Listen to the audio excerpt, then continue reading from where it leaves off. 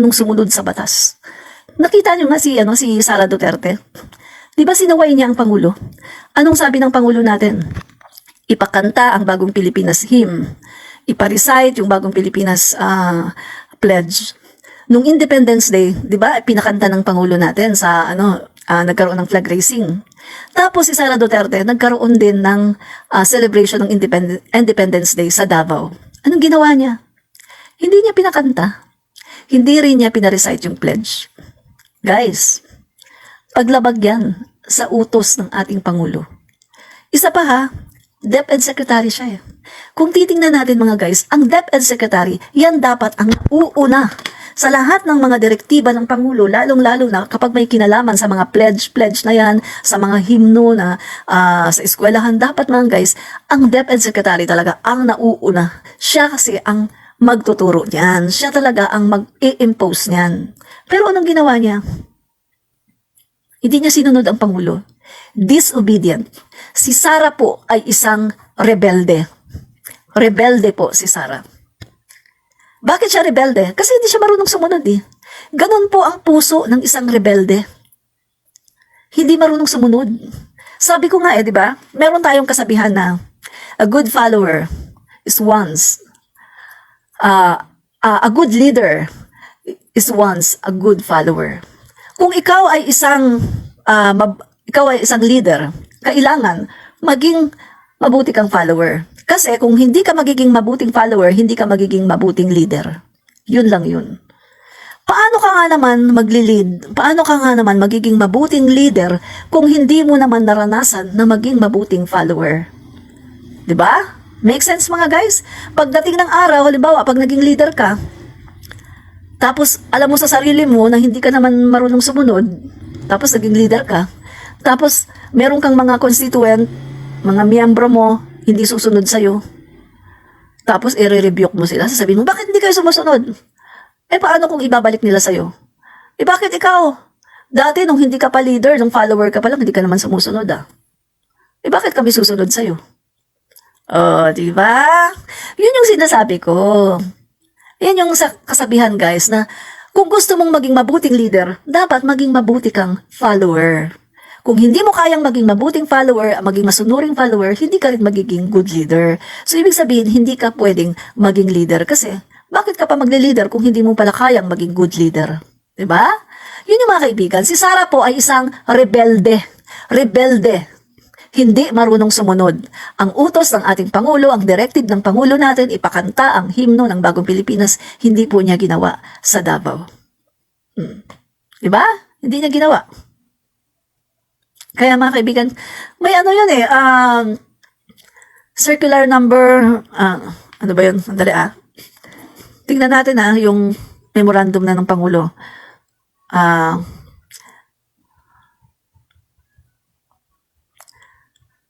Ipakanta yung himno. Ipakanta ang Bagong Pilipinas hymn. Yan, ito. Ito mga guys.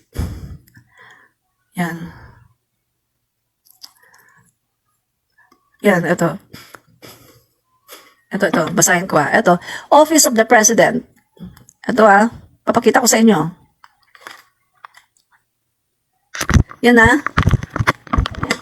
Office of the President of the Philippines, Malacanang, Memorandum Circular 52, prescribing the recital of the Bagong Pilipinas hymn and pledge during flag ceremonies. Yan mga kaibigan, no? So may mga section, may mga article dito, no? So, sabi dito, Section 18 of the Republic Act RA number 8491 or the Flag and Heraldic Code of the Philippines directs all government offices, including local government units, to conduct a flag raising ceremony every Monday morning and flag lowering ceremony every Friday afternoon.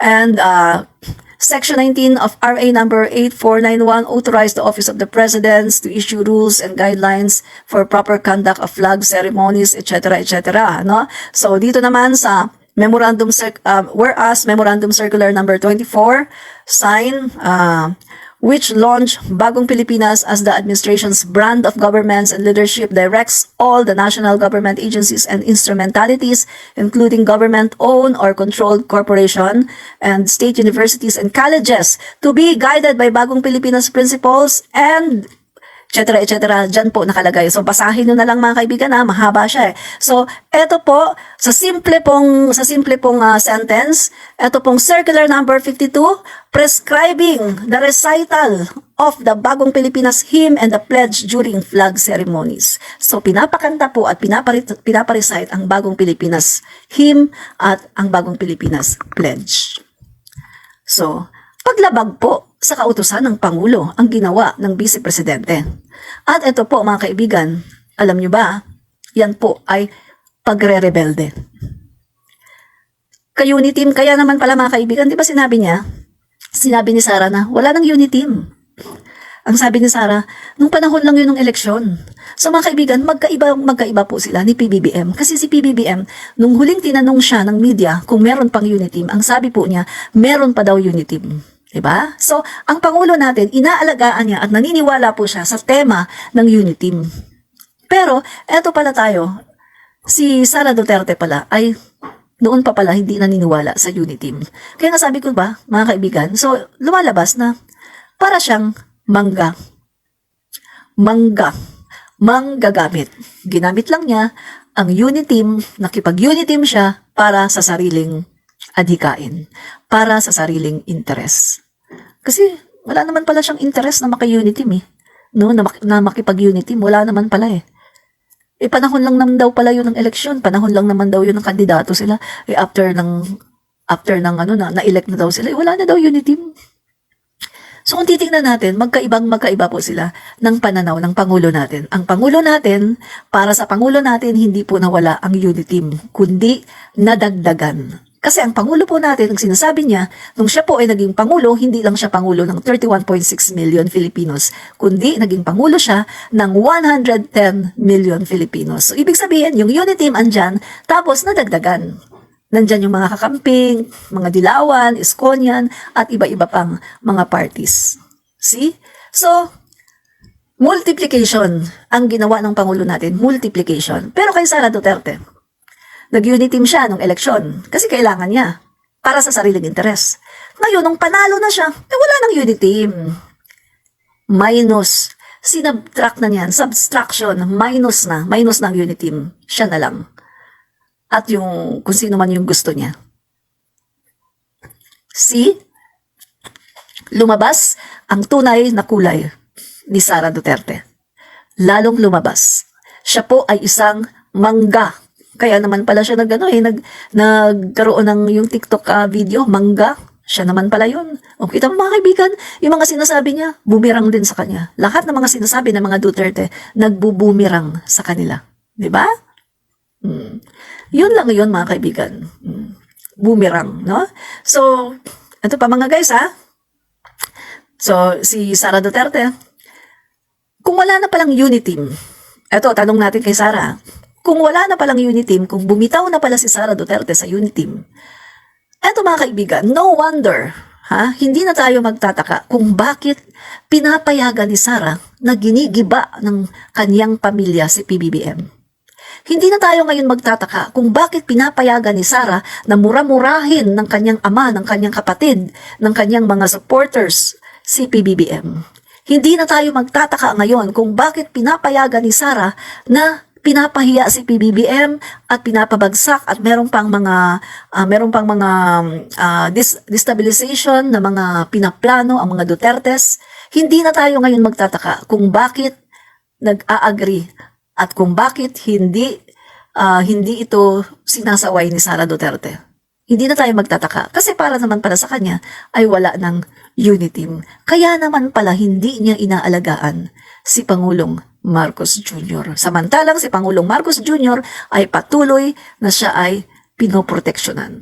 Diba? Pinoproteksyonan ni PBBM si Sara halatang halata eh. Nung tinanong si PBBM, bakit si Sara panay no comment sa sa West Philippine Sea? Kung tutuusin, pwede niyang sabihin, oo nga, dapat magsabi siya ng kasi siya, bilang isang Pilipino, dapat magsalita tungkol sa West Philippine Sea. Pero anong ginawa ng Pangulo natin? Prinoteksyonan pa niya si Sara. Biruin mo sinabi ng Pangulo natin na hindi naman mandato ng DepEd na magsalita tungkol sa West Philippine Sea. Pero kung titingnan natin mga kaibigan, pinoproteksyonan lang niya yun. Kasi ang katotohanan, mga kaibigan, kahit saan ka pa mang departamento, labas yan. Ang tinitingnan dito ay yung pagiging Pilipino mo. Pilipino ka ba? Kung Pilipino ka, bata, matanda, mahirap, mayaman, kahit anong estado, dapat concern ka sa West Philippine Sea kung nagmamahal ka sa bayan mo. Diba? Pero wala siya no comment siya Kaya ang ginawa ng Pangulo natin, prinoteksyonan niya si Sara. At sinabi ng Pangulo natin na hindi naman niya mandato yun. See? Andun makikita natin yung proteksyon ni PBBM kay Sara. At nung huling tinanong si PBBM, andyan pa ba ang unit team? O ano sabi niya? Okay, nandyan pang unit team, wala naman kaming problema ni Sara, nag-uusap naman kami ni Sara, etc. etc. Makikita mo yung pinoproteksyonan niya talaga si Sara Duterte. Diba? Kasi iginagalang ng Pangulo natin kahit na binababoy siya ng mga Duterte, ng mga pamilya ni Sara Duterte, kahit binababoy na siya. Kasama pa yung mga bastos Duterte vloggers, no? Binababoy siya. Pero nandun pa rin yung pagpoproteksyon niya kay Sara. See? Nakita niyo kung gaano kabuti ang puso ng Pangulo natin. Pero si Sara, eto, sinasabi niya, wala daw unit team. Tapos na daw ang unit team.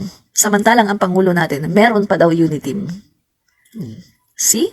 So, ang masasabi natin ngayon, Sara, na nag-declare ka na tapos na ang unit team, ano pa ang ginagawa mo sa DepEd? Pwede bang tapusin mo na rin yung pagiging DepEd Secretary mo? Umalis ka na dyan, Sara Duterte, ang kapal na mukha mo! Wala kang delikadesa kahit kaunti. Lumayas ka na sa DepEd, kapal moks! Umalis ka na dyan, Sara Duterte. Wala na palang unit team Anong ginagawa mo dyan? Kapal na mukha mo. Sana, Sara Duterte, marinig mo sana ito. Ang kapal na mukha mo, Sara Duterte. Umalis ka na dyan sa DepEd. Wala na palang unit team tapos na palang unit team. So ano pang ginagawa mo dyan?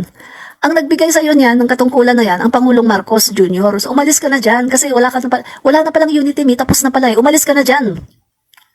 Ay talaga sobrang kapal na mukha ni Sara Duterte. Kahit anong sabihin natin sa kanya, hindi talaga siya nahihiya. Guys, wala na siyang feelings. Hello mga guys, alam niyo ba delikado yung walang feelings? Ang ibig po sabihin ng walang feelings, kapag po sa psychology mga kaibigan at nawalan ka ng feelings, delikado yan. Kailangan mong magpadoktor, kailangan mong magpagaling. Guys, mental health yan. Alam niyo ba na ang feelings, ibinigay yan ng Diyos sa mga tao para maging normal tayong tao. Pag sinabi mo naman, hid ka na wala ka ng feelings, ibig sabihin yan guys, abnormal ka na. You are not fit to any government seat. Hindi ka na fit para maglingkod sa gobyerno. The fact na wala ka ng feeling, the fact na wala ka ng nararamdaman, hindi ka na fit para maging kahit barangay captain, hindi ka na fit sa gobyerno. Magpa-check up ka muna, magpagaling ka muna. Ngayon, kapag hindi ka naman hid, kapag may feelings ka na, saka ka mag-apply sa gobyerno. As of now, wala kang karapatan na maupo ng kahit anong seat sa gobyerno dahil wala ka na palang feelings, manhid ka na pala. Magsasuffer dito ang taong bayan. Sa totoo lang guys, dati kasi nagvo-volunteer ako sa orphanage, guys, nagvo-volunteer ako sa orphanage, house parent, yung nag-aalaga kami ng mga abandoned child, yung mga bata na basta iniwan lang, yung iba naman lumaki sa kalye pagkatapos inadapt ng ampunan. Nagvo-volunteer ako doon.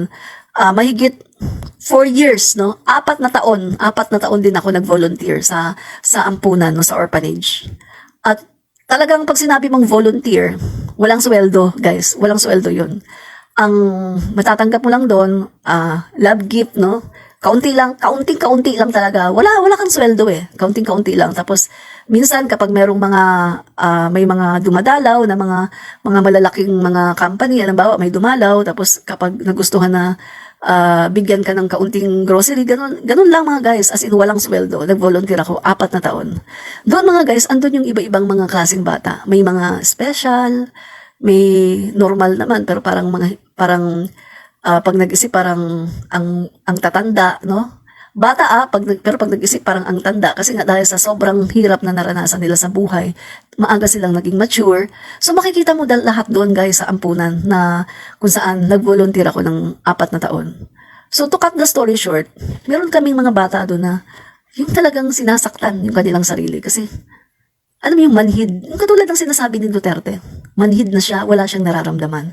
At itong batang ito mga guys, magugulat ka na lang kasi maya-maya makikita mo meron siyang sugat eh. Tapos mga guys, nasasabit siya dahil sa bata eh, malikot, nasasabit siya sa alambre. Nasusugatan siya guys, hindi niya alam. Manhid siya as in manhid. Wala siyang nararamdaman. Pagkatapos, may mga times na yung inaatake din siya ng depression, mismong sarili niya, sinusugatan niya, mismong sarili niya talagang, sinusugatan niya yung sarili niya guys, as in, minsan maglalaslas siya, nahuhuli, ganyan, so hindi natutuloy. Talagang makikita mo sugat-sugat siya. Manhid kasi, katulad ng sinasabi ni Sara Duterte, na manhid siya, na walang pakiramdam. Ganun mga guys. Kaya nga, na-connect ko ngayon, doon sa kanyang dito, yung ano niya dito, na pag tinitingnan ko, hindi naman mukhang synergery ng doktor. Parang parang, gawa niya, o no? So, hindi natin alam, no? Kaya, ang sabi ko, sa sinasabi ni Sara Duterte na manhid siya at wala na siyang pakiramdam, delikado yan, mga guys. Hindi na siya fit na maglingkod sa gobyerno dahil manhid siya at wala na siyang pakiramdam. Hindi na siya fit, mga kaibigan, na maglingkod sa gobyerno. Yun. Kaya, etong mga kaibigan, no? Ang masasabi ko dito, si Sara Duterte, dapat na siyang magpagamot. Mental health po ito. Mental health yan, guys, no? Yan po ang nangyari, no? Alam ko po yan kasi 4 years po ako nag-volunteer sa ampunan. Yung ginagawa namin sa ampunan, inaalagaan namin mga bata. Volunteer po, walang bayad, no? Inaalagaan namin yung mga bata. Minsan pa nga, minsan pa nga, ang ginawa ko nun para makatulong din ako sa mga bata, no? Pasko yun eh. Talagang namili ako guys, no? Para sa mga bata. Pagkatapos sinulatan ko ng mga pangalan nila, tapos lahat yun, binigyan ko lahat ng mga bata, no? Volunteer ako noon, wala po kaming sweldo. Talagang ang lang namin, yung pagmamahal namin doon sa mga bata, no? Yung bang out of yung empathy mo, yung awa mo sa mga bata na walang nagki-care sa kanila ng mga magulang, no? So, nakakaiyak kapag tinitingnan mo sila, no? Na wala sa kanilang nagki-care na magulang, na inabandon lang sila. So, nag-volunteer, isa ako doon sa nag-volunteer, 4 na taon yun, wala pong bayad, no? So, pag may pera po ako noon, yun, nagbibigay-bigay pa ako. So, yan yung mga guys, no? Nakita ko doon na ganun yung nagiging resulta. Kapag sinasabi mo na wala kang nararamdaman, wala ka ng feelings, usually sila po yung may mga mental health issue. Sila po yung mga tao na kailangan po ng tulong ng doktor. At mga kaibigan, sila din po yung hindi fit na maglingkod sa gobyerno. Mga kaibigan, no? At kaya naman pala si Sara Duterte ay masyadong emotional. At kapag may mga po siya mga kaibigan, palagi siyang yung driven by emotion, yung mga ginagawa niya mga kaibigan, sa emotion lang po niya. Hindi po siya kumikilos according talaga sa talagang yung paggamit ng isip. Wala mas siya mga guys, more on emotion si Sara, no? Sandali, basahin natin dito yung mga guys May rito Sandali May nabasa ako dito kay Thea Tan. Thea Tan. Yan. Okay, mga guys. Kaya naman pala, kaya pala mga kaibigan, hindi tayo magtataka na si Sara Duterte ay kumikilos according sa kanyang emosyon. Kasi ganito yan kapag meron kang mental health. Yan. Mga kaibigan basahin natin to. Ito po ay GMA News, no? Yan Kita nyo ba? Baka sabihin nyo fake news eh. From GMA, GMA News. Kita nyo, di ba guys? Basahin natin Eto po mga kaibigan ay statement po ito noon ni Sara Duterte. No? Ang sabi po ni Sara dito, "Leave me alone." Senator Trillanes. "The last time a person hurt me, I made sure to make it difficult for him to bring me down. And Speaker Boy Nograles lost that election." So kasama pala siya sa trumabaho kay Speaker Boy Nograles, no? And was a billion pesos poorer. But hindi si Sara, no? So mga kaibigan, like Speaker Alvarez, my advice to you is not to think of me. Speak of my name, not even a whisper of Inday Sara from your ugly lips. Wow, ang tindi ni Sara, no? "Leave me in peace in Davao City or else." Or else, eto na ang pagbabanta ni Sara, mga kaibigan, or else. Ano yung or else niya dito? "You and your friends will spend more than a billion in the 2022 presidential elections just to make me insignificant. Let me repeat, do not bother me and my slot will be available for a yellow senator for the 2019 elections. President Duterte imagines you will be shot. On the other hand, I will make you are alive and in pain. I have been described as heartless by my mother. Please do not anger me so that you may remain relevant for the future generation. And you should listen to my mother." Guys, so, ang ibig sabihin nito, nakukunik-konekta natin. Yung sinasabi niyang wala siyang feelings, sa sinasabi niya dito noon, matagal na to itong statement niya na dinidescribe daw siya ng kanyang mother as heartless. Oh my God. Nakakatakot pala to kalaban. Ibig sabihin mga guys, kayang-kaya kanyang heartless. Sabi niyo, I have been described as heartless by my mother. Please do not anger me so that you may remain relevant for the future generation. So mga guys, nakakatakot kalaban si Sara. Heartless pala siya. Siya pala guys ay makakapagpaganyan kasi heartless siya. So kino-confirm niya yung sinasabi niya nung birthday niya na wala siyang feelings. Na siya ay wala nang pakiramdam. Nakakatakot to Sabi niya, President Duterte imagines he will be shot. Itong banta niya kay Trillanes And sabi pa niya, I will make sure you're alive and in pain. Nakakatakot guys. Ibig sabihin, kayang-kaya po ni Sara No wonder yung aking mga detractors, yung mga troll ni Sara sa TikTok, ang sinasabi nila, mga guys, sinasabi ng mga troll ni Sara sa TikTok, "Oy, magtago ka na. Malapit na katapusan mo." Yung iba naman sinasabi sa akin, "Magdasal ka na hindi manalo si Sara dahil tapos ka." Ganito pala siya, mga kaibigan. Kasi kung pagbabasihan natin itong statement niya, mga kaibigan grabe I have been described as heartless by my mother. Gosh, mother niya mismo ang nagsabi na si Sara ay heartless. Ibig sabihin, totoo yung sinasabi ng mother niya. See? Ano pa? Ito.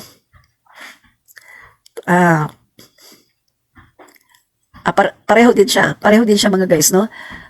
Philstar naman. Pinick up din ng Philstar. Ayan, no? Kita niyo ba? Philstar.com. Yan. Philstar. Ayan. Pinick up din siya ng Philstar. Sabi dito, President Duterte imagines you will be shot. Shot. On the other hand, I will make sure you are alive and in pain. Sadista. Sadista. Sadista siya, guys. So, yung mga ganitong tao, very clear na meron silang pinagdadaanan na matinding depresyon. At eto, nagkakaroon na ng mental health. Ito pa, sabi pa dito, please do not anger me so that you may remain relevant for the future generation and you should listen to my mother, she added. O, sabi ng mother nga niya, she was described by her mother as heartless. Wala daw puso. Wala daw puso si Sara. So, ano pa dito? Carpio cited the case of former Speaker Prospero Nograles who ran against her for mayor in 2010. The last time a person irked me, I made sure to make it difficult for him to bring me down. And Speaker Boy Nograles lost that election and was ₱1 billion poorer. Diba? So sabi pa niya, like Speaker Pantaleon Alvarez, my advice to you is not to think of me, speak of my name, not even a whisper of Inday Sara from your ugly lips, Carpio said. So the mayor said Trilliana should stop bothering her and my slot will be available for a yellow senator for the 2019 elections. No? So sabi niya, I'm saying this as a matter of fact. They can deny it all they want. We all know that that Pinoy's in... Ano ba yun? Biglang nawala. Saan ba yun?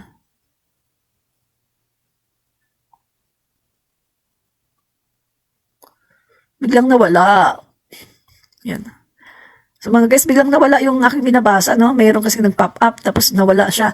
So, yan mga guys, ang anuhin natin dito, i-highlight natin dito, ay yung sinasabi niya dito na, I have been described as heartless by my mother. Please do not anger me. So, ito ngayon mga guys.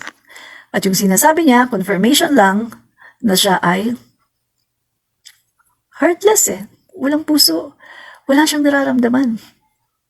Wala siyang wala. Bakit nagkaganito si Sara? Alam niyo, sa totoo lang kailangan niya ng doktor. Mental health issue to guys.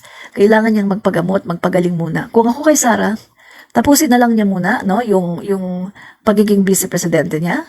Pero kung hindi niya kaya, resign na siya, no? Tapusin na muna niya yung vice-presidente. Pagkatapos, magpagaling siya, no? Mag-seek siya ng professional advice ng isang doktor, no? Magpagaling muna siya sa kanyang mental health, no? Tapos, saka na siya pumasok ulit sa politika. Kasi, yung mga sinasabi niya ngayon, guys, ano yan eh, sa totoo lang, yan po ay sign na kailangan niya ng professional advice, no? Mental health po yan. Yan. So mga guys, 11:19 na pala, no? Papaalam na po ako sa inyo. Kayo po ay aking i-shoutout na, no? Shoutout po kay Che Shimizu. Salamat sa panonood. Andres Aji. Salamat po sa panonood. Emma Biason. Salamat po Rosalinda Ramos. Salamat po Marcelina Lagutan de Guzman. Salamat po sa panonood. Emma, tapos na pala yan. Lumen Taray, salamat po. Sino pa? Uy, may mga naligaw na Didi Sheets, no? Jacinto Jack Villanueva, salamat po. Connie Liboon Loabol, salamat po sa panunood. And Santos Beth, salamat po sa panunood. Isia Y. Castillo, salamat po sa panonood. Lakay Regan Bulletin, salamat sa panonood. Lakay, no? Deb Gonzalez, salamat po sa panunood. Nel Diluta, salamat po sa panunood. Terpy Quebec, salamat po sa panunood. Jose Nadik Aragon, salamat po sa panunood. Ami Ruzul, yan, hello Admin Rich. Salamat din po sa panunood. Kamusta po sa lahat ng taga SM Dasmariñas, marami pong salamat sa panunood, no? So mga kaibigan, bye-bye na po sa inyong lahat, no? 11:21 na. Bye-bye. Kain na po tayo mga kaibigan. Bye! Fight fake news. Expose the truth. Bye!